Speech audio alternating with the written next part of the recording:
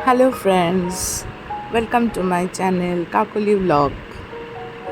আজকে একটা খুব আনন্দের দিন মানে আমাদের বাঙালিদের কাছে স্পেশালি। আজকে আমাদের এখানে সোসাইটি থেকে আমরা বাঙালিরা একটা ইলিশ উৎসবের আয়োজন করেছি। কারণ ইলিশ মাছ এখানে এতটাই এক্সপেন্সিভ, তো সেগুলো আহ, প্রত্যেকে ইন্ডিভিজুয়ালি কিনে তারপরে সেটা মন ভরে না খেয়ে, এত কম খেলাম মনে হয়। সেই কারণে আমরা অনেক দিন ধরেই ভাবছিলাম যে এরকম একটা ইলিশ উৎসব টাইপের ব্যাপার করা যায়। তো সেখানে সব রকমের ইলিশের পদ থাকবে এবং আমরা মন ভরে পেট ভরে কবজি ডুবিয়ে ইলিশ খাবো। তো অনেক জল্পনা কল্পনার পরে এইরকম একটা ব্যবস্থা করা গেছে। আমাদের প্রচুর ইলিশের আইটেম হয়েছে, ইলিশের ভাজা, ইলিশের কাটা চচ্চড়ি, মাথা দিয়ে একটা বানানো হয়েছে, ইলিশ বেগুনের ঝোল হয়েছে, তারপরে ইলিশের ডিম, স্পেশালি মাটন, চিকেন, যারা অনেকেই আছে ফ্যামিলি আমাদের যারা ইলিশ খায় না তাদের জন্য চিকেন মাটনও আছে, সর্ষে ইলিশ হয়েছে, তারপরে চাটনি, মিষ্টি দই, এইসব তো আছেই। আর পুরো জমে গেছে একটা ব্যাপার। আর আমাদের যে কোনো অনুষ্ঠানেই তো খাওয়া দাওয়াটা ইম্পর্টেন্ট নয়, আমাদের আড্ডা, গল্প আর মানে অনেক টিএনপিসি সব মিলিয়েই আমাদের এই ইলিশের অনুষ্ঠান।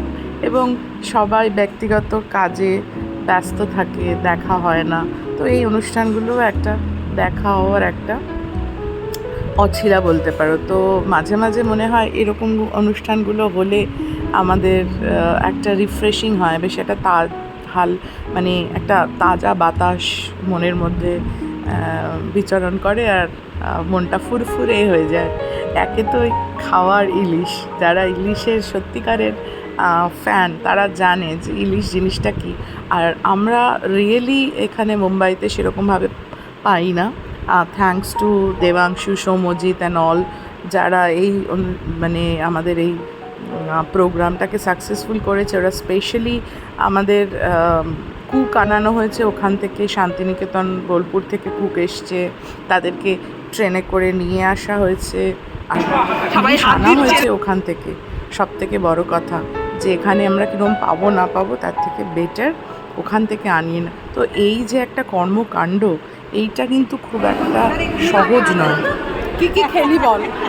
আমি আজকে খেলাম ফার্স্টে ডাল, তার সাথে আলু ভাজা, খিচুড়ি আলু ভাজা, এবং তারপরে ইলিশ মাছ ভাজা, তারপরে ইলিশ মাছের মাথা দিয়ে পুঁই শাক, তারপরে তোমার বেগুন, ইলিশ বেগুনের ঝোল, আর তারপরে সর্ষে ইলিশ, আলু ভাজা আলু ভাজা বলেছি, ঝুড়ি ঝুড়ি আলু ভাজা বলেছি, আর তারপরে তোমার চাটনি আর দই। কিন্তু তার সঙ্গে আরেকটা আছে, সেটা হচ্ছে যে তোমার মাটন একটুখানি টেস্ট করছি। চিকেনও ছিল কিন্তু চিকেনটা আমি নিইনি, মনে হলো ইলিশ আর চিকেন, ইলিশ আর মাটনের সাথে চিকেনটা না আমাদেরকে বলবো আমরা একদম রিলিজিয়াস পার্সন না, আমরা তো এসব মানি না, আমাদের সব শ্রাবণ টাবণ নেই।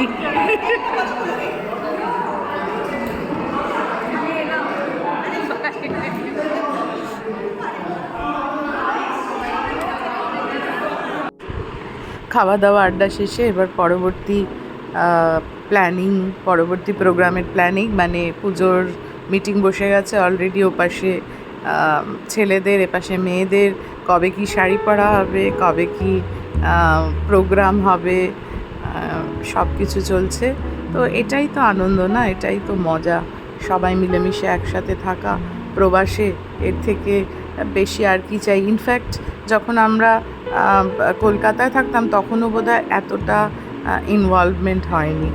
আর এখানে একটা ব্যাপার হচ্ছে যে দেবরাজের এক বন্ধু রিসেন্টলি নীলাভ ট্রান্সফারও এসছে জলপাইগুড়ি থেকে, তো আজকে আমাদের বাড়িতে আসার ছিল।